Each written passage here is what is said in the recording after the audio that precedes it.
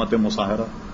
صرف میں اس کو آپ کو اس خطرے سے آپ کو آگاہ کر دیتا ہوں حرمت مصاہرت کیا ہے، تاکہ آپ مسئلے کو سمجھ لیں۔ کوئی ایسا رشتہ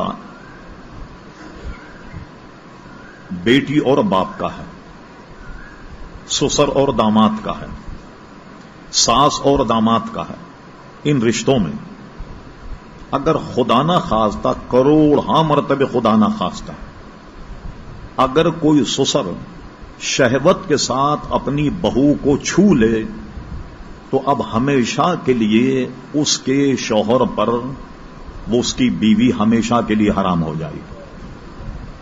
خدا نہ خواستہ کوئی باپ اپنی بیٹی کو شہوت سے چھو لے تو اب کیا ہوا، اس کی بیوی اس پر ہمیشہ کے لیے حرام ہو جائے گی۔ جوان بچی جس کو ہم جوان کہیں، اب آپ مسئلہ تو آپ نے ماشاءاللہ پوچھ لیا، مگر جو ہلاکتیں ہیں وہ آپ ایئرپورٹ پہ دیکھیں۔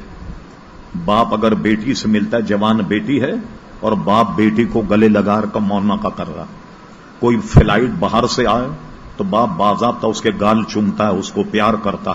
ہمارے یہاں بغیر شہوت کے بھی کوئی آدمی اپنی بیٹی کو گال کا بوسہ لے لے اور وہ بلوغ بالی ہونا تو ہر میں، تب بھی حرمت مصاہرہ ثابت ہو جائے۔ اگر منہ کو چوم لے، چاہے اس کی نیت بری نہ ہو، تعویل نہیں مانی جائے گی اور اس کی بیوی اس پر ہمیشہ کے لیے حرام ہو جائے گی۔ اس مسئلے کا نام ہے حرمت مصاہرت۔ کوئی داماد، اگر ہمارے یہاں ایک رواج ہے جو بظاہر لوگ سمجھتے ہیں بہت اچھا، داماد اپنے ساس کا ہاتھ چومتا، خدا نہ خواستہ داماد کو شہوت ہو اور وہ اپنی ساس کا ہاتھ پکڑ کے چھوئے تو اس کی بیوی ہمیشہ کے لیے اس پر حرام ہو جائے گی۔ اس لیے کوئی کفارہ نہیں ہے، کوئی اس میں جناب حلالہ نہیں، کوئی صورت نہیں، وہ ہمیشہ کے لیے اس پر حرام ہو جائے گی۔ اس لیے اسلامی قاعدہ یہ ہے، بچیاں جب جوان ہوں ان کو الگ کمرے میں سلایا جائے۔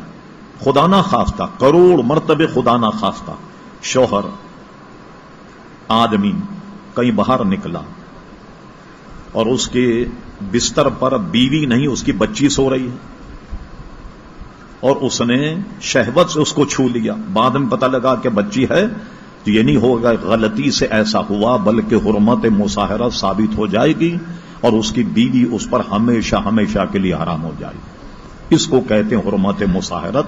یہ بہت بڑا لمبا مسئلہ ہے فقہ میں، اور اس میں اختلافات، امام شافعی کا مذہب، امام ابو حنیفہ کا مذہب۔ ہم نے جو گفتگو کی ہے یہ امام اعظم ابو حنیفہ کے فتوے کے مطابق ہے، چونکہ ہم سب جو ہیں وہ حنفی مذہب رکھتے ہیں۔